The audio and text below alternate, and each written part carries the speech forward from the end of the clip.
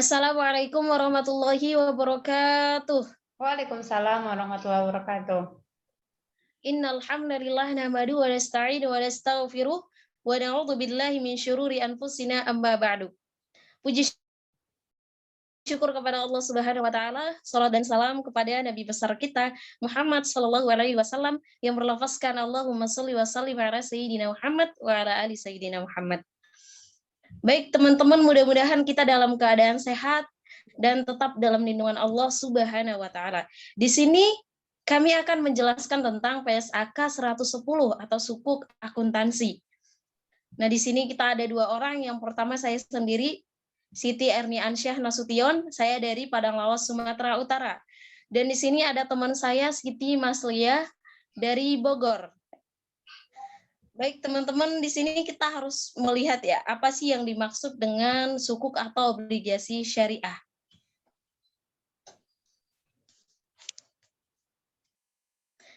Sukuk atau obligasi syariah adalah sertifikat atau bukti kepemilikan yang dinilai sama dan mewakili bagian yang tidak terpisahkan, seperti aset berwujud tertentu, investasi, dan sebagainya.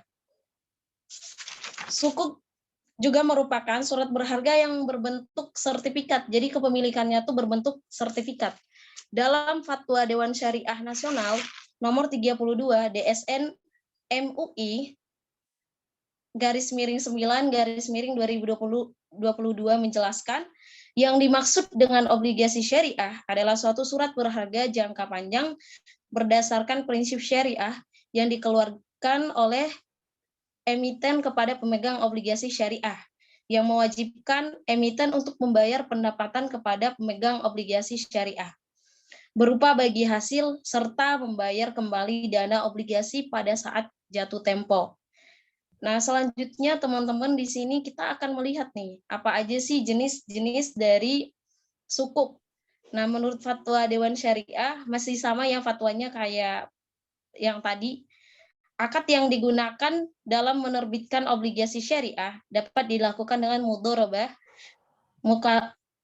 muqaradah atau qirodah, musyarakah, murabahah, salam, istisna, dan ijarah. Tetapi di antara prinsip-prinsip instrumen sukuk yang paling banyak digunakan di Indonesia itu ada dua. Yang pertama itu ada mudharabah. Mudharabah itu adalah obligasi syariah yang digunakan akad mudharabah dengan memperhatikan substansi fatwa dengan Dewan Syariah Nasional Majelis Ulama Indonesia nomor 7 garis miring DSN MUI garis miring 4 garis miring 2002 tentang pembiayaan mudharabah atau obligasi syariah. Mudharabah dapat diartikan sebagai surat penerbitan kerjasama untuk menjalankan usaha berdasarkan prinsip bagi hasil. Selanjutnya, yang kedua itu ada sukuk ijarah. Sukuk ijarah adalah obligasi syariah yang menggunakan akad ijarah. Ijarah adalah perikatan sewa-menyewa yang memberikan hak kepada muazir yang menyewakan menerima upah dari mustajir atau penyewa yang manfaat atas manfaat yang diperolehnya. Atau ijaro itu merupakan akad ijaro yang terdiri dari suatu pihak yang dia tuh bertindak sendiri melalui wakilnya dalam melakukan kegiatan tersebut. Baik, teman-teman, setelah kita udah tahu nih pengertian jenis-jenis sukuk, kita akan melihat bagaimana mekanisme perdagangan yang akan dijelaskan oleh Teh Imas. Kepada Teh Imas disilakan. Baik, di sini saya akan menjelaskan tentang bagaimana sih mekanisme perdagangan sukuk. Jadi, sukuk itu bisa disebut dengan obligasi syariah, di mana yang diterbitkan oleh sebuah perusahaan sebagai pengelola atau mudharib dan dibeli oleh investor sebagai sahibul mal. Dalam harga penawaran, jatuh tempo pokok obligasi, saat jatuh tempo, dan rating antara obligasi syariah dengan obligasi konvensional itu tidak ada perbedaan. Perbedaan terdapat pada pendapatan dan return. Perbedaan yang paling mendasar antara obligasi syariah dan obligasi konvensional terletak pada penempatan bunga yang besarnya sudah ditetapkan atau ditentukan di awal transaksi yang dilakukan. Sedangkan pada obligasi syariah, saat dilakukan transaksi yang ditemukan adalah berapa proporsi pembagian hasil apabila mendapatkan keuntungan di masa yang akan datang.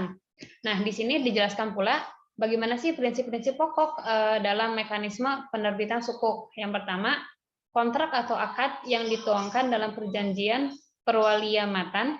Yang kedua, rasio atau persentase bagi hasil dapat ditetapkan berdasarkan komponen pendapatan.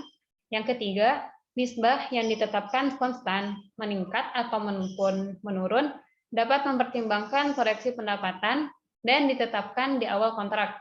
Yang keempat, pendapatan bagi hasil berarti jumlah pendapatan yang dibagi hasilkan yang menjadi hak dan oleh karenanya harus dibayarkan oleh emiten pada pemegang sukuk. Dan yang terakhir, pembagian hasil pendapatan ini keuntungan dapat dilakukan secara periodik, bisa tahunan, semesteran, kuartalan, ataupun bulanan.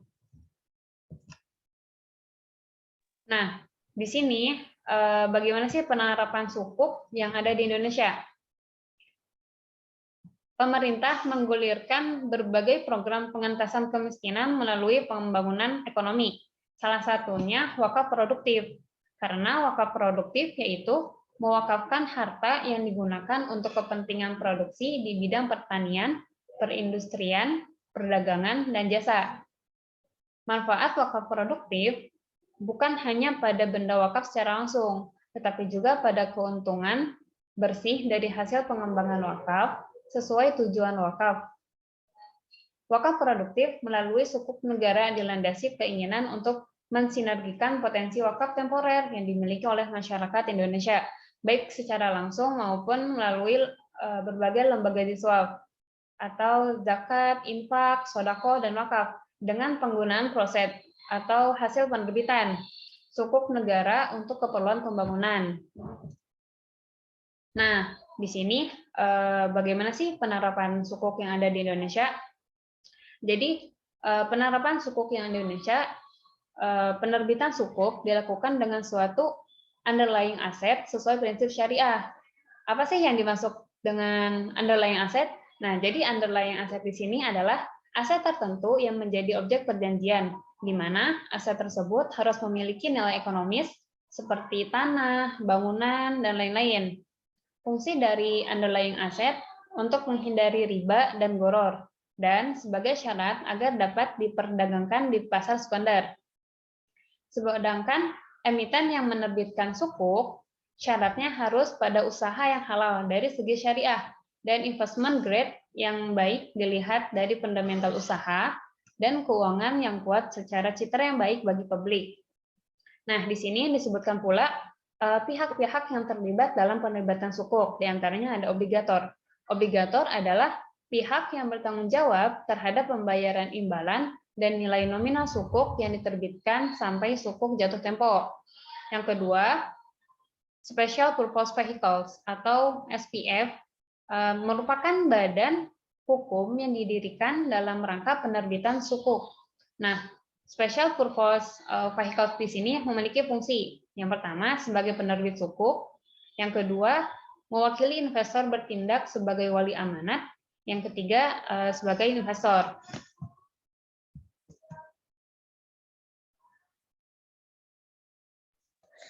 Terima kasih kepada teman-teman yang sudah mendengarkan, dan mohon maaf jika ada kesalahan. Cukup sekian yang dapat kami sampaikan.